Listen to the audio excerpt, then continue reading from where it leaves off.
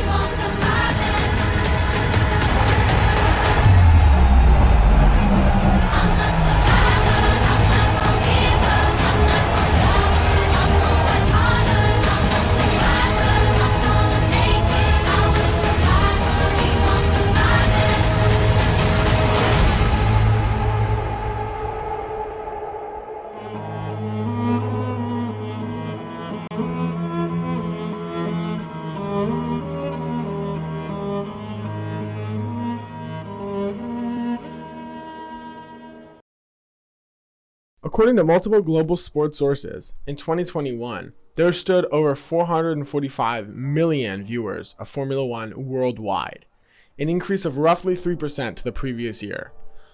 With so many fans knowing and loving this sport, a significant amount of money is required to keep things running. Today, we're going to look at the economics behind mankind's greatest races. Okay, so how does Formula One earn money? Well, you see, there's a couple primary ways, with the most common being things like sponsorships, broadcasting rights, and entry fees. They also make money off of things like circuit fees, fines, and one lesser known option is premium clubs, like the Paddock Club, which allows certain fans of the sport to gain premium access to different F1 design services. Okay, so when it comes to TV broadcasting rights, what exactly does that entail for this sport specifically? Currently, there are 112 TV broadcasters around the world that carry Formula One content, and the biggest one is Sky Sports in the UK. So Sky Sports, which is basically the equivalent of ESPN in the United Kingdom, paid €1 billion for exclusive F1 broadcasting rights. Another main source of the income from Formula One is circuit fees. Contrary to common belief, Formula One does not pay F1 circuits to race there. These circuits actually pay Formula One. And the reason why is because these circuits are actually largely funded by the local government. Getting Formula One to race at a city not only increases tourism at that city, which increases spending, which increases city GDP. On average, circuits pay €24 million just for F1 to race there. However, there are some tracks that do not have to pay a circuit fee because of their historical presence in F1. These tracks include Silverstone in the Great Britain, Spa-Francorchamps in Belgium, Monza in Italy, and Monaco in Monaco. F1, which means that these circuits don't necessarily have to pay as much. That is what we call price elasticity of demand. Another revenue stream for F1 is from sponsors. And yes, sponsors actually sponsor the entire sport instead of sponsoring just one individual team or one individual driver. Some of the biggest sponsors of Formula One include Rolex, Heineken, and DHL. Rolex paid $327 million to be F1's official timekeeper, and Heineken just signed a $250 million deal to become the global beer partner of Formula One. Formula One offers its sponsors many benefits that teams are sometimes unable to provide.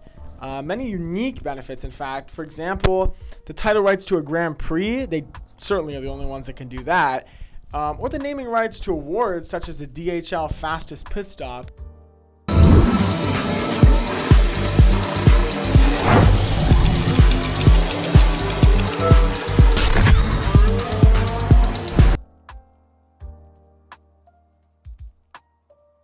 And Pirelli Pole Position Award. Pole position, mate. Pole position.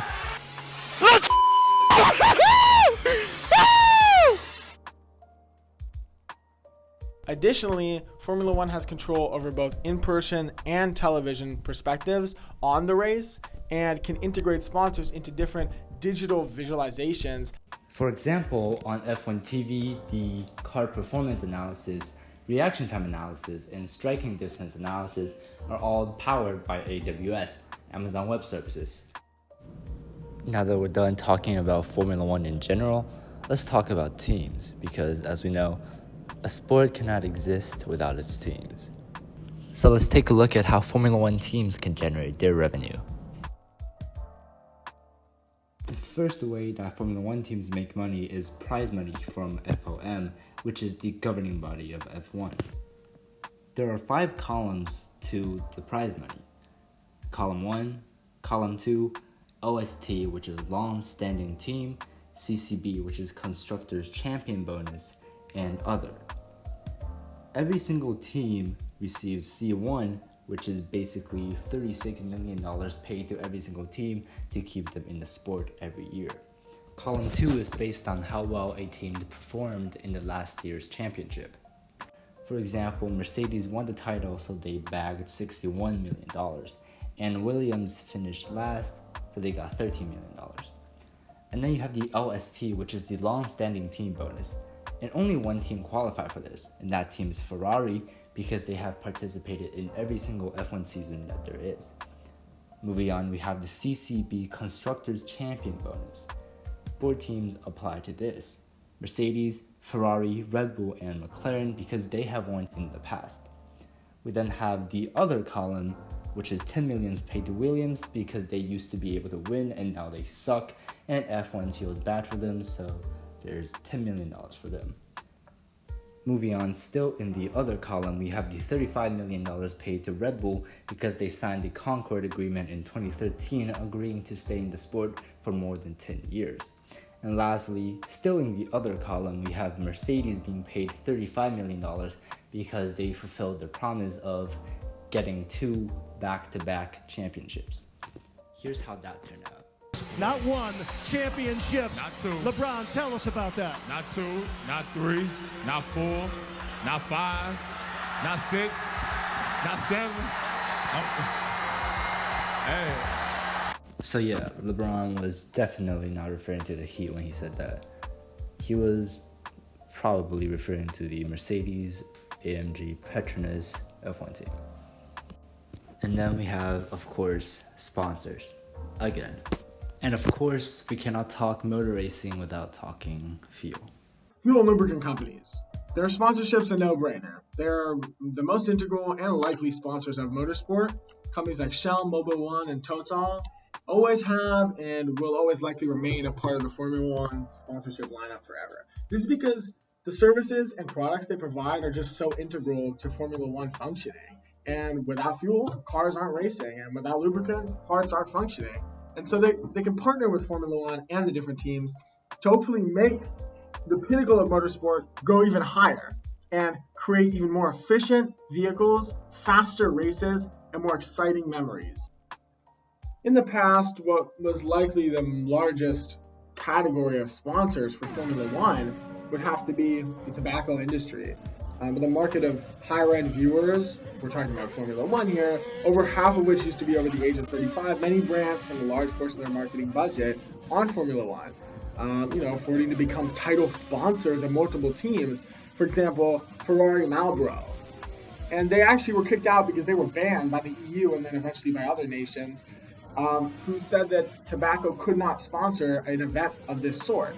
And so nowadays, through what you could argue is illegal means, most certainly they're risky, some companies still partner with brands like Ferrari and almost indirectly promote their products.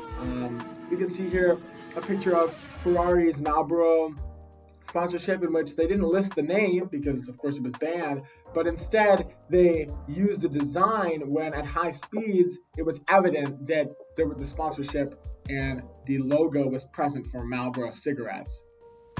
After taking a look at the biggest sponsors in the past, let's take a look at the biggest sponsors right now. Right now, the biggest sponsor is Oracle for Red Bull Racing, Petronas for Mercedes-AMG Petronas F1 team, and Shell for Ferrari. These are all title sponsors, which is why their logo is the largest on the car. But then we also have smaller sponsors, such as Mobil, Bybit, and Tezos for Red Bull. And then we have Santander, AWS, and Snapdragon for Ferrari. While some of these deals are big, such as the deal between Oracle and Red Bull that weighed in at 575 million US dollars, and some of these deals are small, they still play an integral part to the creation of an F1 team. F1 and F1 teams cannot exist without these sponsors. Now, as we all know, a sport is nothing without its players, and in this case, those are the racers. And their salaries can really range from anything between $500,000 and up to $40 to $50 million. And this is because of a couple main factors. The first one being their skill. Obviously, the more experienced they are, the more of a name they have for themselves in the sport, the more they're going to get paid automatically. And that really goes with any sport industry. You can see this compared to soccer, American football, baseball, really anything. And another reason that they're paid so much is because of risk, because these racers are going at such extreme speeds that they're putting their life on the line every time they step in the cockpit. But the final reason that they are actually being paid so much is because of economic value. Each player holds a unique economic value, and depending on their likeness and the reputation they've garnered for themselves, they can generate more attention for the team and its sponsors and eventually lead the team to victory.